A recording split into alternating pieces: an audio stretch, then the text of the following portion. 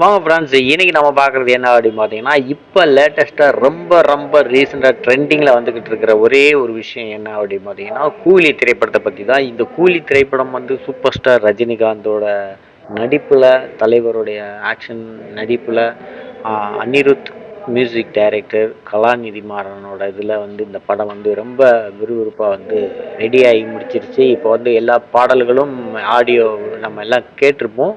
But இருந்தாலும் நாளைக்கு audio release ஆகுது, லான்ச் பண்ணுறாங்க. அந்த ஒரு பெரிய ஒரு மிகப்பெரிய பிரம்மாண்டமான ஒரு ஃபங்க்ஷன் நடக்க போகுது, ஆடியோ லான்ச்சுன்னு சொல்லி. ஸோ அதில் வந்து அனிருத் வந்து மீண்டும் ஒரு கலக்க போகிறாரு. இந்த சூப்பர் ஸ்டார் ரஜினிகாந்தோட இந்த படம் வந்து மிக பிரமாதமான வெற்றியை தேடிக்கிட்டு கோடிக்கணக்கான வியாபாரம் வந்து இப்போதைக்கு ஆயிடுச்சு.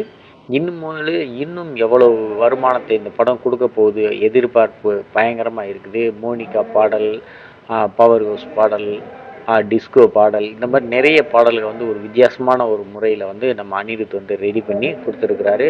இன்றைக்கி வந்து நம்ம ட்ரைலர் வந்து வந்திருக்குது, 2 நாள் ஆயிடுச்சு.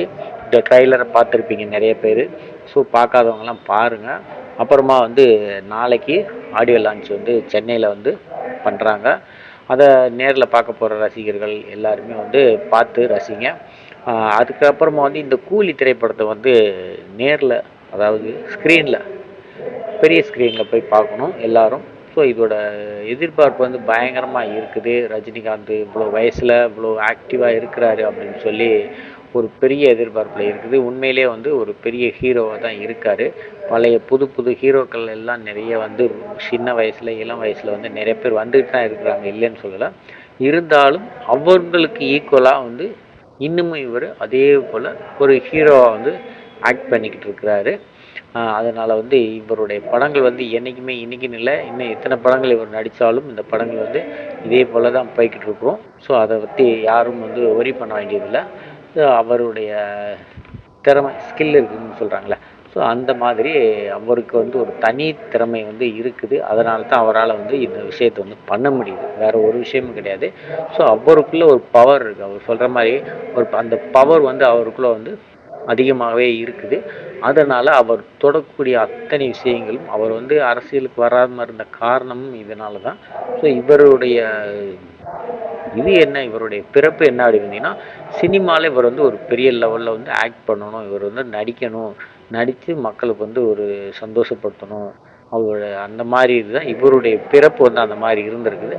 ஸோ அதனால் வந்து இவர் வந்து அரசியலுக்கு போகணும், அரசியல் பண்ணணும் அப்படிங்கிற எண்ணத்தெல்லாம் விட்டுட்டு சினிமா வந்து மீண்டும் தொடர்ந்து நமக்காக வந்து ஒரு மிகப்பெரிய பயணத்தை வந்து ட்ராவல் பண்ணிகிட்டு இருக்காரு. அவருக்கு பின்னால் வந்து நாமளும் ட்ராவல் பண்ணி போய்கிட்டே இருக்கும், என்ஜாய் பண்ணிக்கிட்டு.